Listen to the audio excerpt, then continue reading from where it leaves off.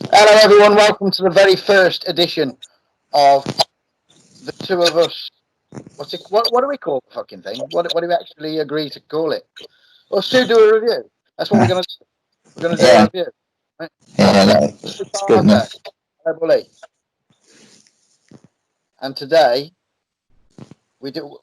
The aim is every other week we'll do a review of like a big show from around this time in history, right? So today we're doing WCW Beach Blast '92. How did you find that, Bully?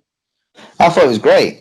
I really enjoyed it, to be honest. And like it's funny because I grew up a WWF fan, so a lot of these pay-per-views are like new to me. You know what I mean? I've only recently I'd seen like bits of Beach Blast, like the Iron Man match and stuff. But it's only Yeah. recently got the video. Right. Yeah. Blaine was having a clear out and he got rid of a load of videos, and that was one of them that I didn't have. That All right. that gave me so ideal. It was only a couple of months ago that happened. It Yeah. happened on 20th, 1992. Um, hmm Quite a big year for WWF, wasn't it? 92. It was You a know, massive year for them, wasn't and big year. it? Mm. So WCW wise, this was from Mobile, Alabama, at the Civic Center.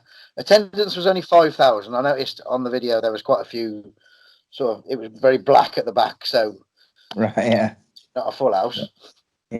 Yeah. Um, dark match on before I noticed on I Wikipedia'd it, and there was a dark match on before, which was Junkyard Dog, Z-Man, and Big Josh. This is Tracy Smothers, Richard Morton, and DDP. That don't sound bad, to be fair. Sounds right, that doesn't it? You watched it on the network, didn't you? Mm. Did you have the two matches that I didn't? What matches were they that you said? Ron Simmons. Ron Simmons and Terry Taylor. Yeah. Greg Valentine and Buff Bagwell. Yeah. They're both on it. Yeah. This was the video, Right. and it's quite heavily edited. It's like 123 minutes long, so just over 2 hours. Yeah, this is closer to 3 hours. There's enough in the matches for you to get Yeah. a grasp of what's happening. I've got right bad OCD over the last couple of months, and the video really upsets me because both Rude and Steamboat are facing the same way. Right. Yeah. If Rude was facing him, I'd be far happier. But that's just me. Yeah. It was a first independent video. It was like a cartoon thing at the start, wasn't there? Which was pretty cool. Listed the matches and stuff. And then there was Eric Bischoff and Tony Schiavone. Yeah. Bill Watson. Big Bill Watson fan, and Yeah. So was this was round about the time Bill kind of took over, wasn't it, or something? Because what year did he? Yeah, because like he got introduced the no top rope thing in that, didn't he? Like they made that quite clear on the show, didn't they? That there was the over the top rope rule and no diving off the top rope. And there was outside the ring, and they were making a big issue where there was no mats outside the ring and that kind of stuff. So you can tell these rules are like fresh because they're really hamming them up on the commentary. Mm. Bill Watts puts over the matches that you're going to see, light heavyweight title match, 30-minute Iron Man, the tag team, like main event, Falls Count Anywhere.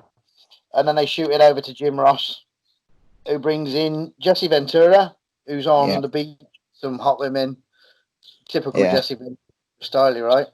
Yeah. And then the ramp. I love the ramp in WCW pay-per-views. Yeah, I like it. A lot of people don't. I've heard like people, kind of shit on the ramp thing, but I like it. I like the ramp. I like the use of the ramp as well. They get some good spots out of the ramp, I think. Yeah, they do. Yeah. I thought it was right hard because Jesse walks down the ramp with these women, gets in the ring, doesn't do a wave or a pose or anything, just gets in the ring and then gets out the other side and goes and sits next to us. Like, down the ramp, in the ring, out the ring, done. And then we're pretty much into the first match of me. Jim Ross just before this made me laugh. Jim Ross, just before the first match starts, he said the greatest fans are right here. Now this is about 6 months before he fucks off to New York. So yeah, they weren't around for long, right? First match, light heavyweight championship. Scotty Flamingo and Brian Pillman, the light heavyweight champion. Yeah. How did that go for you? I thought it was a great match, to be honest. As well, like I noticed some, like, was it 92? And I noticed some stuff in this match that I'd never seen before, and you don't see it now. And I hadn't seen it back then as well. Just like little spots that were different, like that spot where Flamingo goes out the ring and ends up like hanging upside down by the top rope, you know, like with his feet. Yeah, like I'd never seen that before. Yeah, yeah, that was. Like, I've seen. I think I saw like Harley Race or Terry Funk or someone like that do it like 100 years ago. Right? Yeah, yeah. I just thought it was really cool. It was like, you know, a unique spot kind of thing. A lot of people shit on Raven, don't they? But I think Scotty Flamingo is amazing. I thought it was really good. Like, yeah, I really enjoyed his work here. And his mind in general, I think, is cracking. You know, Raven's wrestling mind is brilliant. I could listen to him talk for ages. Yeah, he's very clever, isn't he? Yeah, very much so. Jesse Ventura says that Scotty Flamingo is undefeated in light heavyweight action, which says to me that he's defeated in any other kind of action because, you know, as far as big wins go for Scotty Flamingo, there weren't many, was there?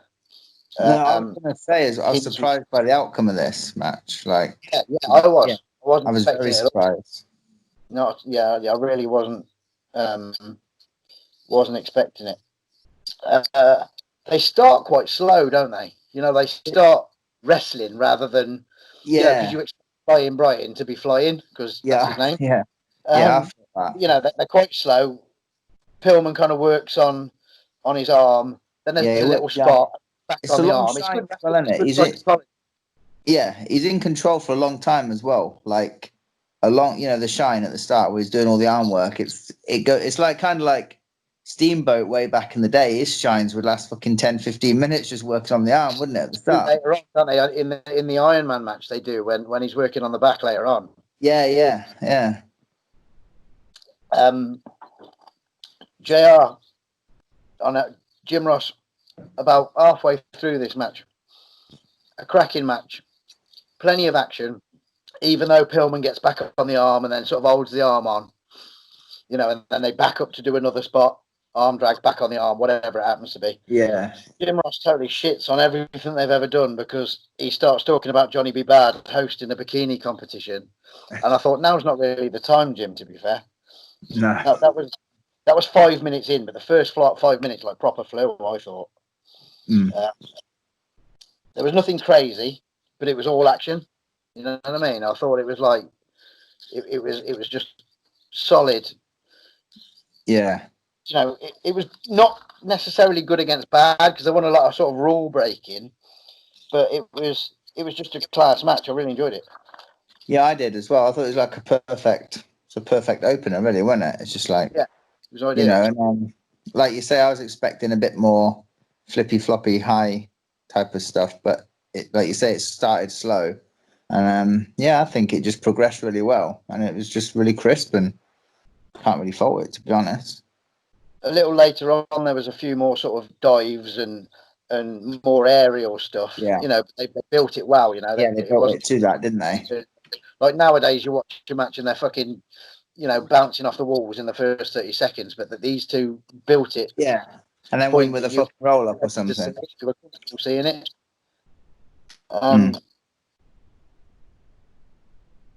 The end result was Flamingo over. It was quite a long match too. It was long, wasn't it? Yeah.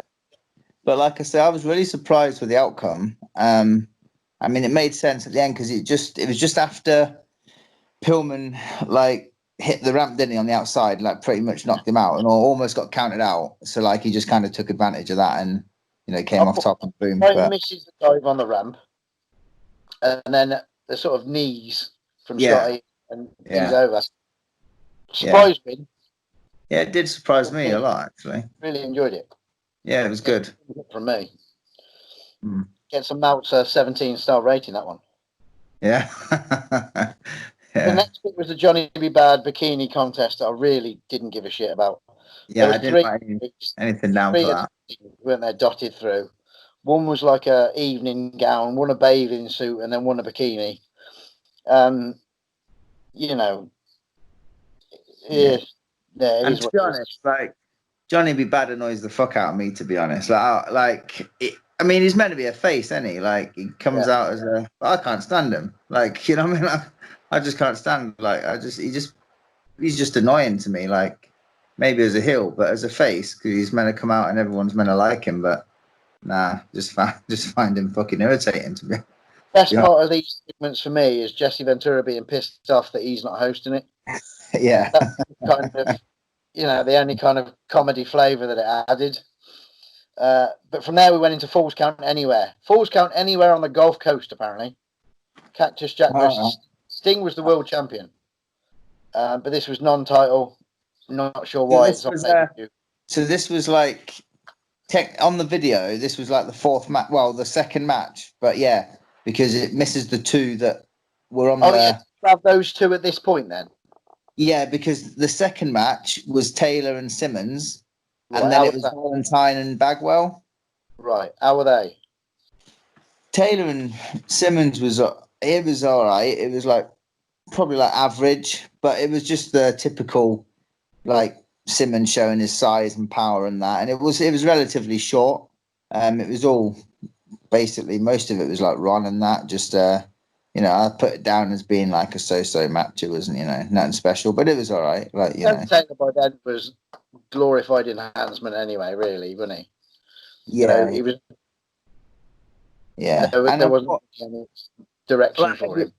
Every great pay-per-view always has their matches, don't they? Like, you know what I mean? Yeah. They'll always have a match that's just like, they're not all going to be 9-star Meltzers, are they? To be honest, no. So, yeah. So then it was Valentine Bagwell after that, which I really enjoyed that match. Like, Valentine Bagwell, I was surprised. It's a bit sloppy here and there, but it was really, like, Valentine just worked the leg, beat him with a figure four and stuff. And it was just a really good story. Like I say, it was a bit sloppy here and there. Certain things, but Bagwell, it said he was only like a year in or something at that point. So but you couldn't really tell. No, I thought it was all right, to be honest. A good story told, and yeah, I was quite surprised at how much I enjoyed it. To be fair, then it was the Falls Count Anywhere after that one. Yeah, so we're back on track now, really, aren't we? As it'll be as it was on the video. The video and the network will be the same. Your thoughts on this arrangement? Oh, the Falls Count Anywhere. I enjoyed this as well, and like thinking like some of them bumps that Cactus took, fucking just I winced watching them, And like some on the floor where, as we know, because the Bill Watts rule, there's no mats. Yeah, some big on the ramp. Yeah. Diving off shit. Yeah. For the time. Yeah, I suppose now it'll be like this. Is that all? Yeah. Dive off shit anyway. But that was fucking revolutionary in '92. It was, and the thing is, as well, he was doing them bumps 10 years later as well, wasn't he? In WWF, the album off paper and stuff. He's kept, isn't he? Really. There was that neck breaker outside the ring and a sunset flip outside the ring that Cactus did as well, which I think he caught his kind of bonks or his leg on the railing. The leg, he's caught the leg on the railing, yeah.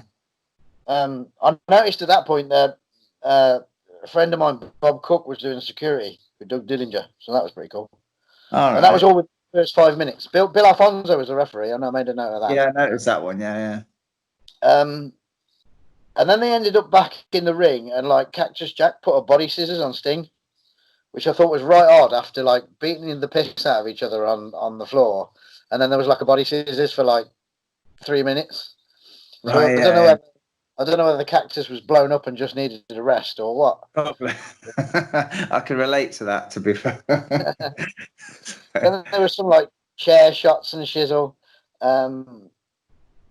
There was a scorpion deathlock attempt on the ramp from Sting. Cactus kind of fucked off. And it ended with a clothesline, pretty much. Yeah. I mean, I was a bit surprised that was the finish. Yeah. But I guess back then, like, you wouldn't do that now, but I guess back then it wasn't that surprising, really. It was, it's off the top and that. And There was one off the ramp first, like on the ramp, just a straight, clothesline on. And then there was one from the top rope to Cactus out. That, to be fair, though, that could have also added to the whole rules thing that they were really implementing. Allowed to do that in this because it's Falls Count Anywhere. You can't get disqualified. Take advantage of it, kind of thing. Yeah. So that made it even more, more moody than it would have been if it was just a standard match. But all in all, those Falls Count Anywhere things aren't my cup of tea anyway. But I thought it was all right. I thought it was all right. Not the first one, but Balter. I thought it was really good. I thought it was probably. It wasn't that long either, was it? It wasn't like a long match. I thought it might have gone on a bit longer. You couldn't watch that for long, could you? There's only so much of that shit you can watch in there. And I don't think you could wrestle like that for too long either, to be fair. No. No. The Iron Man's next. 30-minute Iron Man. Yeah. Rick Rude, who I think was US champion then. Could be Rude. Wrong. Yeah, Rude was, but it wasn't for the belt. No, which is the second non-title match on a pay-per-view. Yeah. But they said Paulie Dangerously and Medusa are barred from ringside. So to watch Rude come down that ramp on his own was really odd for me because, he always had someone. Literally every promotion I've ever seen him in, like Florida and Dallas, he had Percy Pringle. Yeah. NWA, he had Paul Jones. Memphis, he had Jimmy Hart. Bobby in WWF. Yeah. And Medusa and Paulie here, but there was nobody, so it was just really odd to see him on his own. It's nothing I've ever seen before. He does the little promo thing, what I like to have right now, which is like a classic, isn't it? And then Steamboat out with a wife and kid. The kid had become Richie Steamboat. Yeah. Short-lived wrestler. And then there was like a right quick start, which I wasn't expecting for like a 30-minute Iron Man. And Ricky Steamboat went straight to the heat on Rude, like hammering his ribs. Yeah, I was going to say that. It was an odd structure, wasn't it? It's very different to what you'd expect. I totally wasn't expecting, the jump, really. And then there was like a long heat on Rude, proper hammering his ribs. Yeah. With Rude nothing in for, best part of 5 minutes. Pretty much until the first fall, really, weren't it? Yeah. It was like all Steamboat. 7.5 minutes with a handful of tights from Rude. Yeah. And then there was another fall, like literally a minute later with a Rude awakening. Yeah. So Rude's 2-0 up. Yeah. And then Rude gets disqualified for coming off the top rope with a knee. Yeah. Those rules again. But then goes 3-1 up. Rules again. Which I like. I like that because it was like he was sacrificing a fall to do more damage. You know what I mean?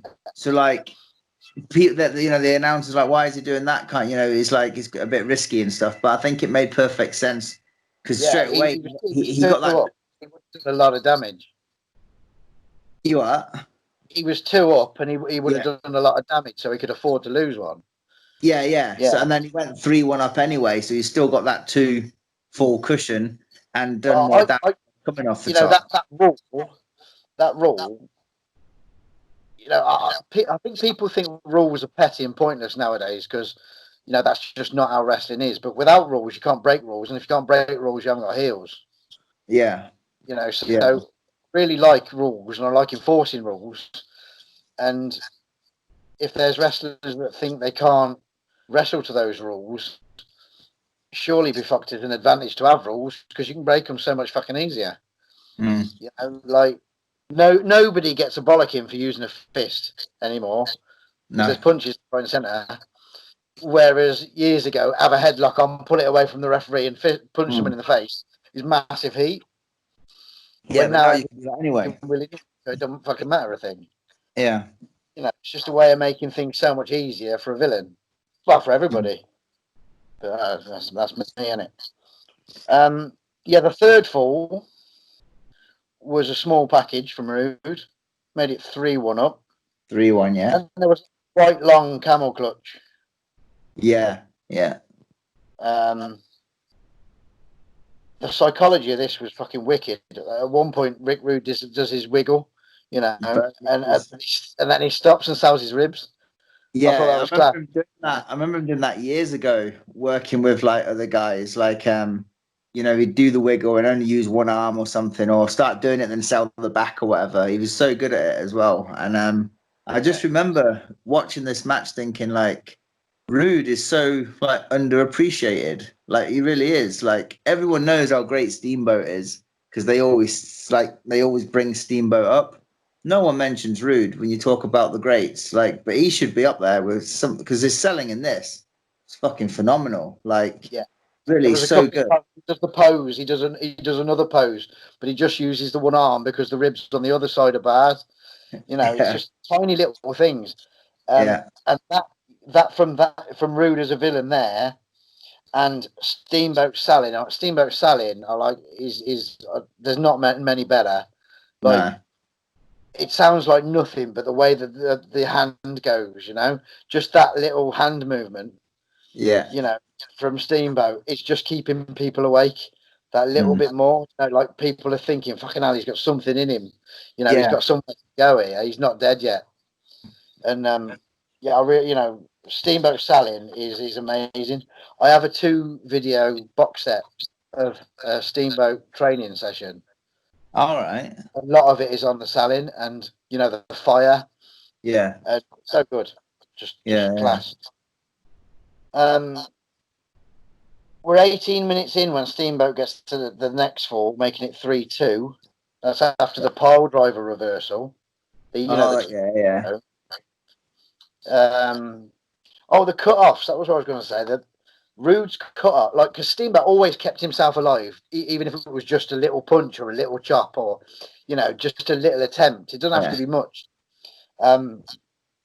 You know, the heat was constantly on him, but he just like bang, won. You know, that's all it needed. You know, Rude's cut-offs were so simple, but they were all different and all really effective. You know, like a little jab, a little poke in the eye, a little fucking elbow. You know, just tiny little things, but all different and all so quick. Just class, really good. There was the superplex from Steamboat to Rude from the top rope, but according to Jim, right, because both of them are up there. Yeah, yeah. That's not one person coming off the top. No. Double clothesline for a double down. There's like 10 minutes to go. Is it 10? Yeah, there's 10 minutes to go now. And then there's Steamboat with a bridge in the backslide to make it 3-3. So with like a bit less than 10 minutes to go, we're drawed. It's all the suspense now, right? Everything's still tracking. You know, the psychology, the selling, the timing, the suspense, everything's class about this, you know. 25 minutes gone, it's still 3-3. Rude puts a sleeper on with like 4 minutes to go. Yeah. And it's a right long sleeper. It is, isn't it? Yeah. Isn't it, really? I was thinking that, like, fucking hell, yeah, it's a long way to go if this is like the last, you know what I mean? I didn't know that was towards, you know, I didn't know that was part of the finish, really. Right. But I kind of guessed it. Yeah. And I thought, fucking hell, it's going to be a long one. Yeah. But yeah. again, selling, class, brilliant. You know, you could do fucking 10 minutes in a sleeper with Steamboat selling the way he does. Because it's not dull, it's just lying there. You know what I mean? 2 minutes to go, still 3-3. We knew there's going to be a build to something, and it's that Piper and Bret Hart kind of push-off thing that happened a couple of years later. Yeah, well, that was actually, I was thinking that when they done it, because that was the same year, weren't it? It was 92. So it would have only been a couple of months before, wasn't it? It wasn't after. I just said it was after, didn't I? No, it was before. You're right. Yeah, I was thinking it was the year after. Right, you're right. Yeah, because Mania was what, like April time. Yeah. And this was June, so yeah. But Steamboat fell on him this time rather than like when Brett did it. He went over, didn't he? Yeah. Steamboat fell on him, but cracking all the same. And why wouldn't you fall on him? You just wrestled for 30 minutes. You'll be fucked. Yeah. So now 4-3 to Steamboat, right? Mm-hmm. There was little bits after that, but nothing major. But it ended in 4-3. Class. Yeah, it just ended with fucking Rude trying to get that like equalize and fall, didn't it? Just desperate, like throwing everything at him, and it just 2 pin attempts after that, and it was all Rude.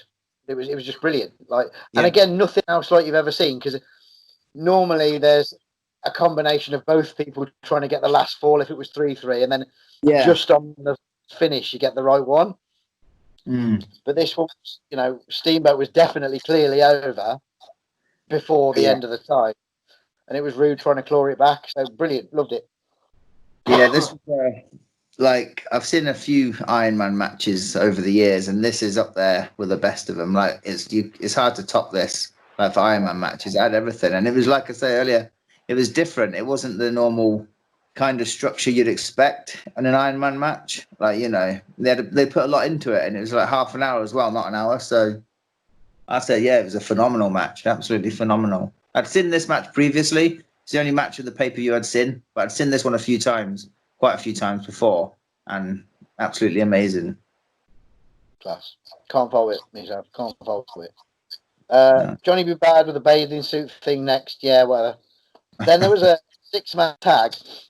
And then you look at the people in the 6-man tag, and I thought it was going to be like nothing but pure class. And it was good, don't get me wrong. Nothing wrong with it. But I think where they were following Rude and Steamboat, the crowd seemed a little quiet in it, maybe worn out by this point. Yeah. Barry was Koloff and Dustin versus Austin, Arn, and Eaton. Oli was the referee, Paulie dangerously with the Austin, Arn, and Eaton team. Can't fault it. I just think the crowd were really quiet. Would you put it on earlier then? Like earlier on in the show, you reckon? That one, or? Yeah. Would you not have wanted to put Greg Valentine and Bagwell on now?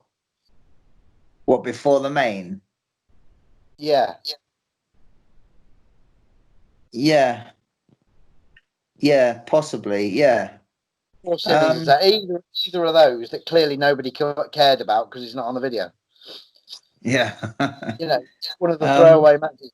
Because this isn't a throwaway match because it's got several sort of feuds incorporated in it that were all happening at the time. The TV title thing, and there's bits and bobs going on. Great wrestling and great talent, other than Nikita. But I remember thinking that there's some big names in this match, like real big names. But then I always like to put a 6-man on earlier, like even as an opener. Me, like I just love a 6-man, and yeah, it's a difficult one though with the matches on the card. Like, what would you put where, kind of thing. I don't think the people in this match got the credit they deserved, being on after such a fucking athletic, all-action match. These boys are going to have to work their bollocks off here, and Eaton at this point wasn't exactly dynamic.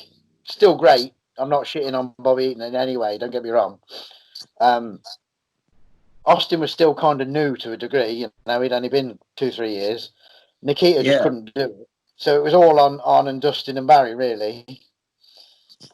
I mean, how long had Austin been wrestling at this point? I was thinking that earlier. Like, not long at all, was it? You are? Got to be 3 years, isn't it? Top end. Imagine him thinking, being in the ring with all them guys. Must have been a... Hell of a learning. Oh, definitely. Barry caught Arn's boot. Like, Barry ran it on. Arn put the boot up. Barry caught it span it, atomic drop, Arn hit the corner, and then there was like a clash of heads, which I thought was a cracking little spot. You know, very simple. There was a Japanese arm drag. Barry Windham to Steve off the middle. I thought that was cracking too. Arn runs Dustin into Eaton, which kind of led to the finish, really. Barry Windham hot tag, bit like a fucking battle royal then, really. Superplex again, which we saw in the last match, but we'll see it anyway. Barry Windham to Steve Austin. And then Arn got DQ'd for diving off the top rope. There's them rules again. Yeah. Yeah. So, you know, shit position, kind of a shit finish, but great people in it. So can't knock it because of the talent in it. Yeah, I mean, I enjoyed the match on a whole. It was, you know, like you said, there was nothing wrong with it. Like, yeah. But I never really thought about the position of it until like you brought it up, and I think you make a good point. To be fair, coming on straight after that one, but I enjoyed the match. It was one of those could have done better, but not could have done better the people in the match or the match itself. It could have done better WCW at this point. You know, just think about your booking, but you know, Jesse Ventura does the final of the ladies thing with Johnny B. Bad. No one gives a shit, which brings us to the WCW World Tag Team Title match. Yeah, Steiner Brothers against Dr. Death, Steve Williams, and Bam Bam Terry Gordy. Jim Ross has got the biggest hard-on for Dr. Death. Yeah, hasn't he? Like, he fucking bums Dr. Death. Like, like in university this, fucking amateur this, NFL this, blah, blah, fucking whatever. You know, it's WCW World Championship Wrestling, not World Championship University Amateur NFL, fucking blah, blah. Shut the fuck up, Jim. Anyway, 4 tough people in this bad boy. This was a fucking brutal match, wasn't it? It is brutal. There's lots of... it's edited to fuck my video, so you might have had different bits in it. But this primarily was superplexes over people's heads. Yeah. Of really fucking bendy Boston crabs that could snap a normal human being. Yeah. Heat on everybody, which I thought was really cool. You know, like... Yeah. Because like the first heat on Scott was a fucking long heat. They're like working on his legs and that went on for fucking some time. In fact, I thought it was the fucking main heat because it went on that long. And then you know, I read that Scott had heat on Doc had heat on Scott Scott had heat on fucking Gordy. You know, everybody had heat on someone else for a period of time. Yeah. It was, you know, it wasn't your standard cut the ring in half, fucking let's team up on this. It was literally just fucking amateur. You what? There was some good tag stuff from Doc and Gordy as well, don't get me wrong, but it was, you know, it was a Japanese tag match, really. Yeah, it was literally amateur wrestling and beating the fuck out of each other. That was basically what it was, like a combo of the two, like, you know. But anybody that says wrestling is not legit needs to take a look at this bad boy. Yeah, it hurt just watching some of this shit. Some of them fucking clotheslines and just suplexes. It was, yeah, rather them than me, to be fair. There was a double shoulder block at some point by Doc and Gordy to Rick, which fucking turns Steiner inside out. What was that? Sorry? A double shoulder block from Doc and Gordy. Oh, yeah. I remember that. Yeah. Pretty savage. There's like 5 minutes to go. They mostly beat on Rick. And then there's a double down with a minute to go. Scott comes in, backdrops everyone, slams everyone. Frankensteiner's Terry, I think. And it turns out Raw, which... is that going to sell tickets to make people want to see a longer match next time? Or are people going to go home pissed off because there's no actual result? I don't know. Yeah, it was weird coming, like, say, straight after the DQ finish as well in the match before. Would you have like looking at the line? Would you have put this as the main, like the actual main? Um, Because I don't I don't. think there's any other choice because the world title match was non-title. The US title match was non-title. You know, the Iron Man. Iron Man Yeah, will finish. you are. The Iron Man would have been an ideal finish, but it would have meant more if it had a championship to it. Yeah, that's the thing. Like, because to me, that's the main. Like, you know, and it was This worthy of a main.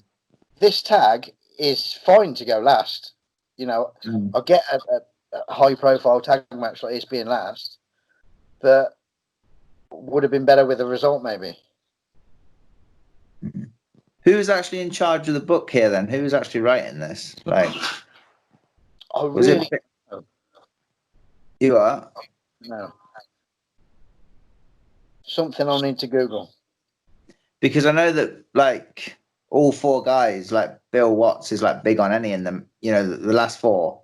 So Yeah, like if it's anything to do with him, I'm not surprised that you know what I mean, that's the it's you a know, very what orientated card in general. yeah. You know, because much as he likes big men, he's always looked after the light heavyweights as far as giving them their own division. You know, he Yeah. likes the fucking big ass grizzly wrestlers, and there's one in every match. You know, But he was so proper big flyers up, you know, when he was giving you the rundown before, he was proper like, you know, oh bigging yeah, them up, weren't he? and Pillman had real life heat with him because of the old top rope thing. But Right. you know, it is what it is. And all in all, though, I think a cracking show, and I really enjoyed it. You Yeah, it know, was. It was really enjoyable. And like I say, there's a lot of WCW I'm not familiar with, so it's good that we're able to do these. And like, because I only watched this like for the first time a few hours before now. Like I finished watching it about 3:30 today, so yeah. it's kind of like fresh in my mind, kind of thing. And it's good to be able to sit back and watch this, you know, that I'm not really familiar with. So you know, Yeah. yeah. So it's like new to me, you know. I thought it was really good, and wrestling in general. I think in '92, you know, WWF were doing good business. WCW clearly doing something right at this point. Um, Bowing show, can't fault any of it. My video is 123 minutes long. Yours probably would have been longer. Mine was so yours was what, about 2 hours? Yeah, 2 hours minutes. This was like 2 hours 50 ish. Right. So But I you, mean, yeah, obviously, there's them two matches that you've not gotten there. yeah, and probably bits that were edited because they're only 7 minute matches. Those two. So Right. the 6 man tag was edited to fuck on the video So by Big. they take out two matches and put that fucking them two women running around fucking doing that. Yeah, that's All... fucking disgusting. Give me Ron Simmons and Terry Taylor over that shit. But here's what it is: like fucking, you know, like WCW videos always got edited to shit, always, because they always seem to fit into like 2 hours or just over. But no, they're cracking. That was the best we got really over here. So, yeah, I'd recommend anybody to watch it. Just forward the bikini competition, unless you're watching it for the bikini competition. You know, Yeah, like it is what it is. but no, great pay per view. Yeah, I'll defo it on the podcast that I did with David Harold. He said that was someone that he recommended. So we started, you know, with one that he recommended, and you know, I can't fault him for it. To be fair, it's a good one.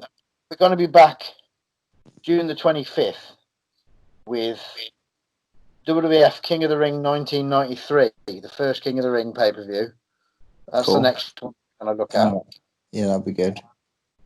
Kind of a new concept for WWF. That was they'd done King of the Ring, but never on pay per view at that point, had they? Yeah, So, yeah. you know, it's one I remember a little more than this one, but it's only a year after this that we've watched, but in the opposition promotion, so that'll be something kind of Yeah, totally different. I've watched this one, King of the Ring '93. I've watched it quite a lot. Like I'm watching it as a kid. I've got it on VHS as well. So You love you the are brand, that's why. you are. You love the Bret Hart. You love to see Bret Hart in a crown, you do. I do, don't I? That's why I used to watch it on repeat. But yeah, that's our little rundown of Beach Blast 92. And we'll be back with King of the Ring 93 on June the 25th. So see everyone at home then. Tomorrow night I'm doing my podcast with Barnsley Brawler, so I'll see people then. Goodbye, everyone.